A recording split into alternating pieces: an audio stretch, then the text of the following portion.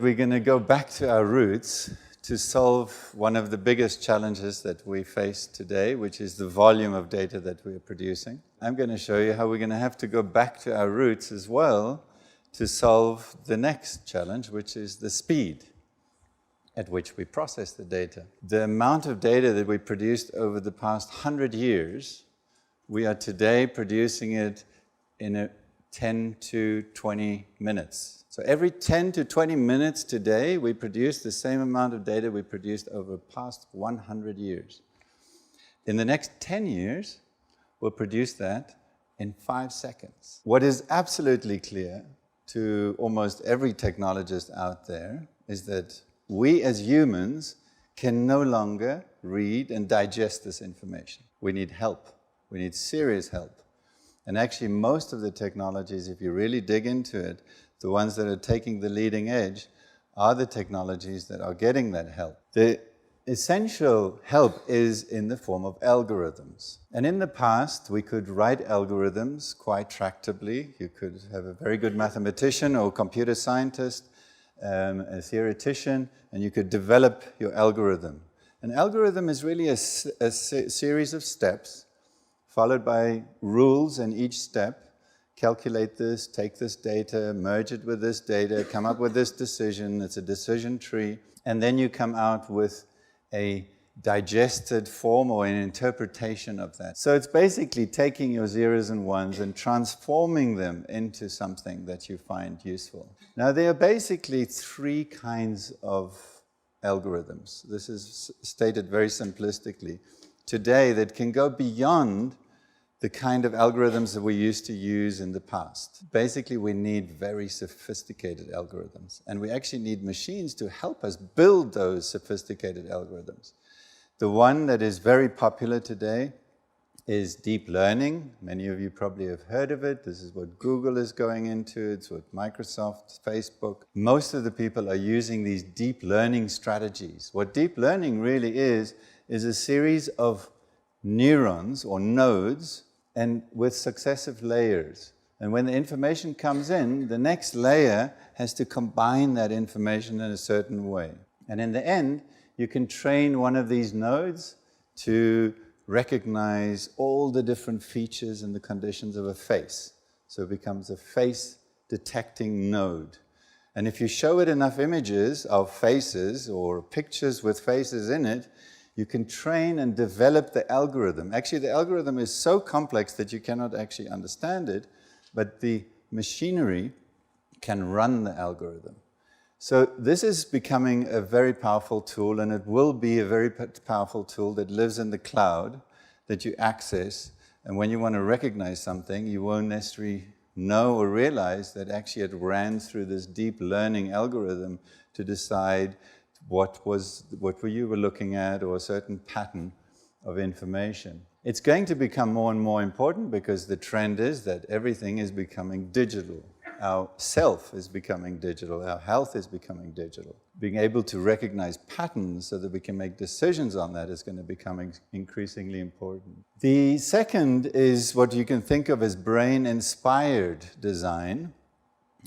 Although deep learning is partly brain-inspired design, it's a very structured network, but a brain-inspired design is more of a massive set of interconnections. It's a concept of what the brain could be doing, and we try and mimic that concept. So IBM's Watson, for example, is probably a very good idea of kind of cognitive computing, where we look at the brain and we see that it's got sensory areas and it's got reasoning areas and decision-making areas and reward areas. And we mimic those mathematically and try and get the machinery to make these decisions. So Watson can take all of the millions of pages of Wikipedia, for example, and it can actually run it through this kind of conceptual model of the brain, and it can make decisions on them. And it's actually incredibly powerful and very useful. The third direction is the emerging direction. And of course, this depends now on much more concrete information about the brain, which you could think of as the brain-derived design. Mimic the brain as accurately as possible. After all, it is the product of 4 billion years of evolution. It has to have the intricate connectivity in the circuits. To get to brain design, you need to understand a lot more about the brain, how it's put together, how the neurons are structured. And the essence is really that you have neurons and you have a lot of cables. You have enough cables in your brain to wrap around the moon a couple of times in just your brain. So there's a lot of cables that are connecting and forming this intricate network. And what it's really doing is carrying out an algorithm through these different networks. Just to give you an idea, you also have synapses that have to connect these neurons. And these are synapses in a piece of the brain the size of a pinhead, 40 million synapses that have to connect about 30,000 neurons in a small piece, just the smallest possible piece that you could look at. They are the messengers between cells, and by controlling these messengers, you can control the algorithm. But as you can obviously realize, nobody can program this. You have to let it learn, and that's why the brain is so powerful, that actually learning involves adjusting the algorithm that is happening at all of these different synapses. We are beginning to be able to piece together how these neurons are fitted together, how they connect together, and how they function. And this is a real simulation on a supercomputer, and the color that you see are voltage fluctuations. What you're really seeing is the brain carrying out algorithms, but they're very, very sophisticated algorithms that you have to, and as you learn, you adjust your communication between your different nodes so that you can actually execute that algorithm better and better and faster. This is just an example of the kind of circuitry that you get in such a tiny piece. Now, again, it's about the size of a pinhead. You have about 7 million connections, 40 million synapses that are connecting them together. And we're starting to get a good idea of the blueprint circuits. And these circuits could be printed into silicon chips and then run, mimicking closely how the algorithm that has come out of evolution. You can, of course, take that further, and this is a simulation of a region of the brain that is where you have now about 5 million cells, and they're interacting together, executing the algorithm. Now, of course, you can see that this is very different from what you would look at if you looked at a computer processor and how they are transmitting information. Here, there's much more patterns are forming, and these patterns are reflecting the kind of algorithm that is being executed in order for the animal to make a decision about what it is it's seeing, or to be motivated to change its goal or to achieve the goal. But you can take this now further towards a whole brain simulation, and this is the beginning of a whole brain simulation. It's still a very simple neuron level, and one can synthesize these branches, because these branches are really the result of the brain evolving to be able to execute more and more sophisticated algorithms, but also to be able to learn. So actually, one of the reasons why the brain is so complex is that it had to advance the algorithms, but it also had to allow them to become adaptable. So you could throw the brain into a different environment and the algorithms would change. So what we are doing to be able to allow these algorithms to change is to embed them into virtual objects, structures, or virtual mice, or virtual animals, or a car, as I'll show you in a second. So to do that, you actually have to, we're still at a stage where you still have to run the brain simulation on a massive supercomputer. Going towards the human brain, this will be €1 billion supercomputer, or €500 million by then. And you actually still need supercomputers to be able to create this virtual environment with virtual robots that would be controlled by this brain. So this is just an example that you would then take this, and today already we can couple this. In this case, it's just a plate that has to balance a ball. In this case, it's a very small brain circuit that already is able to self-drive a car. And as these become more and more sophisticated, you will have a single chip that will be able to be plugged into your car and allow you to self-drive it as we go further into the future.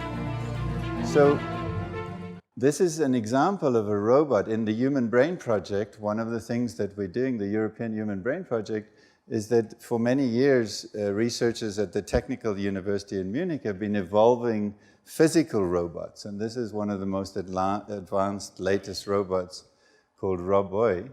And he's actually a showcase. He goes around to stages and to schools, and people can interact with them and talk and question. And there's a lot of intelligence that's gone into this. But now what we will try and do is to see how we can add intelligence to that by using these brain-derived circuits that closely mimic how the brain functions. So basically, why would you want to go from these fantastic chips that we use today, which are fast and highly reliable, to a brain-like circuit which is somewhat much slower in some sense? They communicate in the range of hertz and not gigahertz, and very messy, appearing very messy. Well, there are many different reasons, which you can see here. It's adaptive, it's iterative, it's self-learning. You can throw it into an environment and the algorithm will find its way until it can learn. It's contextual, which means you switch off the light and it will adapt so that the algorithm can still operate. And it can become very personalized. It can be adapted to you. The most important technological reason really is power and cost efficiency. There are ways to get these circuits onto computer chips that now it will be about 10,000 or 100,000 less energy to run them than the conventional chips. This is an example of a project run by Karl-Heinz Meyer at the University of Heidelberg, where they have for many years developed the technology to be able to print these circuits, program these circuits with neurons, and then they can put them onto a chip and they build them onto a wafer, and then you can build them onto a big kind of brain-like computer. So this is not just an idea, this has already happened. There's a lot of happening, and I'll show you many examples. There's a small board you can get today. It's a USB stick, and you can actually start doing brain-like programming. The state of art is this chip called the Brain Scales chip, developed in Heidelberg, where you now can have 4 million neurons, and this is some of the most advanced neurons you can put onto silicon, with 1 billion plastic chips. So you have a very large network. It would be incredibly expensive energy-wise to run simulations of that. And this can do it 10,000 times faster than you can simulate it on a computer, and actually 10,000 times more cost efficient. Most important, it becomes highly user configurable. So you can, even a non-expert can start programming these circuits. The second generation is developed by Steve Ferber at Manchester University. He was the architect of the ARM processor, which is in all your cell phones here. He has taken a different route to neuromorphic computing. All of this is called neuromorphic computing, where he takes commodity hardware, which is the ARM processor, and it is configured to be able to act as neurons and connections, and then they can embed this. And they've reached up to about 50,000 chips or 1 million cores. This, in principle, today can already capture 1 trillion neurons. That's more than the human brain, but that's only with one input to each neuron. So they could actually go to about 1 billion neurons with close to 100 billion synapses. And as we go further in the next 10 years, we will have the hardware to capture the scale of the numbers that there are in the brain. The two projects that there are, those are both run in the Human Brain Project, but there are other projects at Stanford. The Bohan group has built an amazing neuromorphic chip where they basically have only neurons sitting on the chip. They can build this into a board, they can build 1 million neurons into it. It's about 100,000 times more energy efficient than any chip out there. And then they have the connectivity that you can configure the brain's connectivity. They have that outside on the conventional system, which is something that makes it, again, energy expensive and not easy to scale. But nevertheless, this is one of the other exciting developments that have happened in the past few years. IBM has developed a very exciting chip as well, which basically allows you to put about 1 million neurons together. The more neurons you have, the more sophisticated the algorithm is. The more sophisticated the connectivity is, the more sophisticated the algorithm is. The more plasticity you put on it, the more you can adapt the algorithm. So these are 1-bit synapses, so it's really just a binary system, but you can still scale this to very, very large systems today, and they've built a very nice software layer on top, where you can actually now program these to start building the algorithms that you need for whatever big data challenge you need. This can run at real time on very, very large data sets. Qualcomm has also produced a chip. It's a bit of a secret project. We don't know exactly what is inside this chip. It's called the neural processing unit, and it'll be added to the normal thing in your cell phone, they say, where you have the normal compute processor unit, you have a graphics processor unit, and you have some other processors, as well as a neural processing.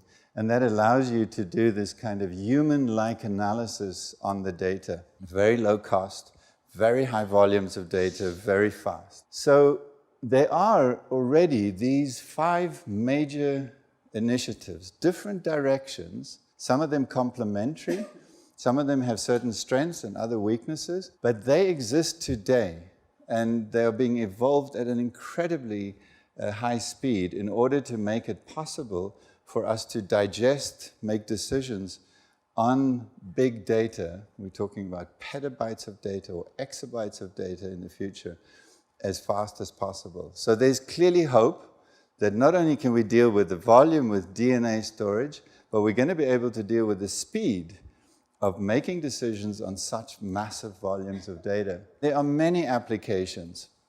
In the airports, you will probably find in the future a neuromorphic chip which is sensing and analyzing odors, and it will make a decision whether there's a threat.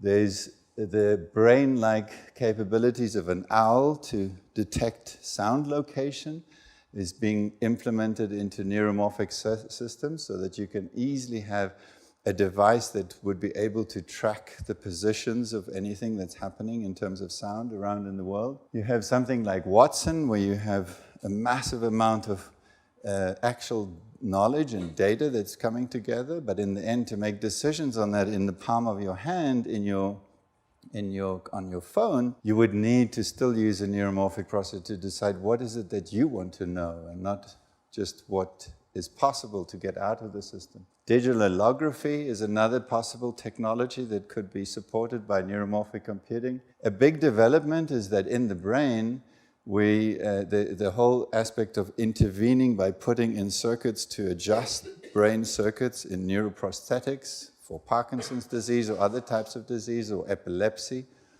they would have neuromorphic processes to help make decisions as to when to stimulate, where to stimulate. There's a whole range of others. I think the most exciting thing is that what we're really going to feel, probably more concretely than anything else, is that we're just not going to need to go through all these settings that you have to put your preferences. You know, your preferences in an iPhone or in whatever application you go into, it's going to get more and more complicated, and you get very irritated. I fill in my preference, I don't want this, I don't want this, I don't want... In the future, you will have these accompanying chips that will adapt to the world, not because you tell it to, but because it observes what you do. So I think that's going to be something that is very exciting about having this new kind of solution to how we're going to deal with the massive speed of big data.